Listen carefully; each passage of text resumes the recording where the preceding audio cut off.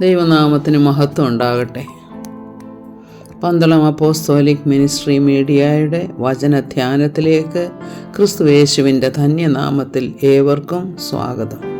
ദൈവത്തിന് സ്തോത്രം. ഇന്നത്തെ നമ്മുടെ അല്പസമയത്തെ ചിന്തയ്ക്കായിട്ട് എടുത്തിരിക്കുന്ന വാക്യം എബ്രായ ലേഖനം 12:4. പാപത്തോട് പോരാടുന്നതിൽ നിങ്ങൾ ഇതുവരെ പ്രാണത്യാഗത്തോളം എതിർത്ത് നിന്നിട്ടില്ല.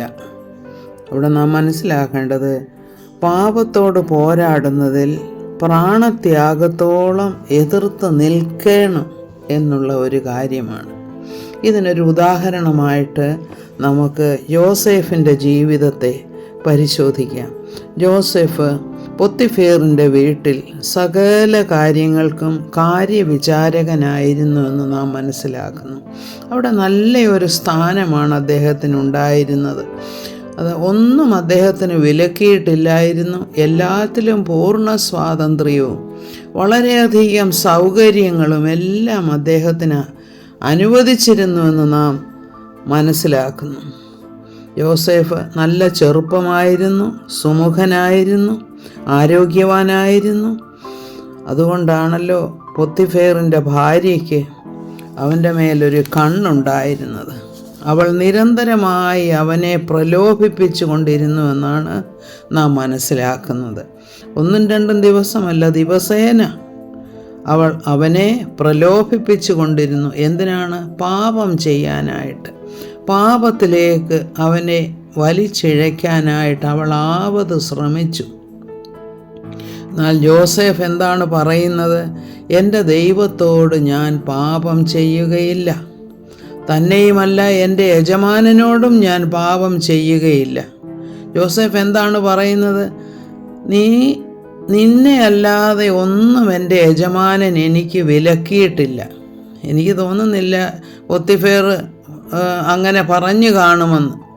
അതായത് എൻ്റെ ഭാര്യയെ നോക്കരുതെന്ന് ഒന്നും പറഞ്ഞു കാണത്തില്ല. ഞാൻ വിചാരിക്കുന്നത് അദ്ദേഹത്തിന് ആ ഒരു ധാർമ്മിക മൂല്യമുണ്ടായിരുന്നത് കൊണ്ട് ആ ഒരു കാര്യമൊഴിച്ച് എല്ലാ സ്വാതന്ത്ര്യവും തനിക്ക് അനുവദിച്ചിരുന്നതായിട്ട് താൻ മനസ്സിലാക്കി. അതുകൊണ്ടാണ് അങ്ങനെ പറയുന്നത്.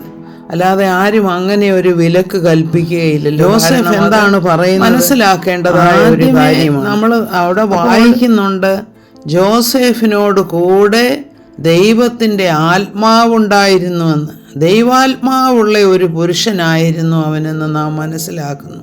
നല്ല ചെറുപ്പക്കാരനായിരുന്നു.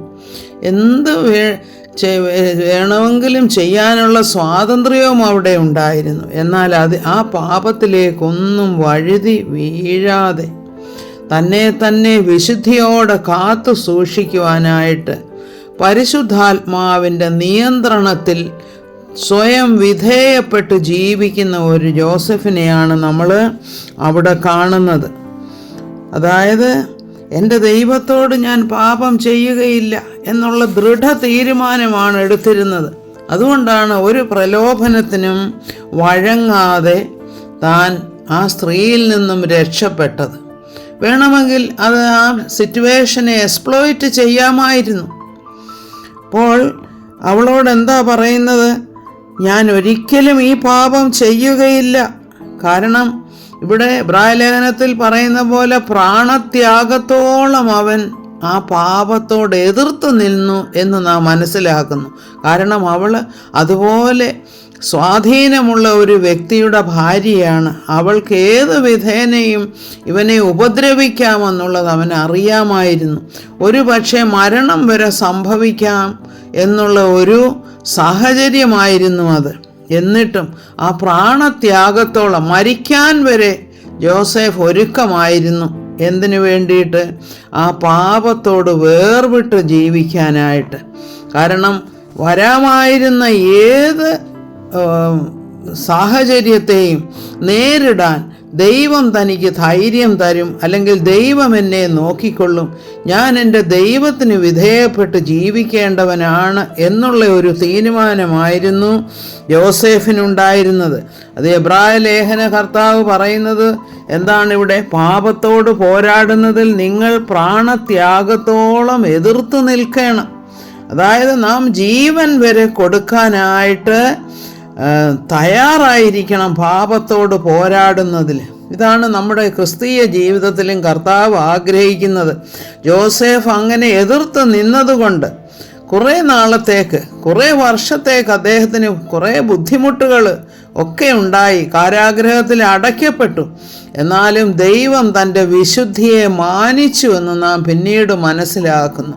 വേറെ ആർക്കും കിട്ടാത്ത വലിയ ഒരു സ്ഥാനമാണ് യോസേഫിന് ദൈവം പിന്നീട് കൽപ്പിച്ചത്. ഫറവോയെ കഴിഞ്ഞാൽ രണ്ടാമതൊരു വ്യക്തിയായിട്ട് ആ ഈജിപ്തിൽ അദ്ദേഹം മാനിക്കപ്പെടുകയാണ് ചെയ്യുന്നത്. അങ്ങനെ തൻ്റെ കുടുംബത്തിനും തൻ്റെ സഹോദരങ്ങൾക്കുമെല്ലാം വളരെ ഉപകാരമായി തീരത്തക്കവണ്ണം ദൈവം ജോസഫിനെ മാനിച്ചു എന്ന് നാം മനസ്സിലാക്കുന്നു.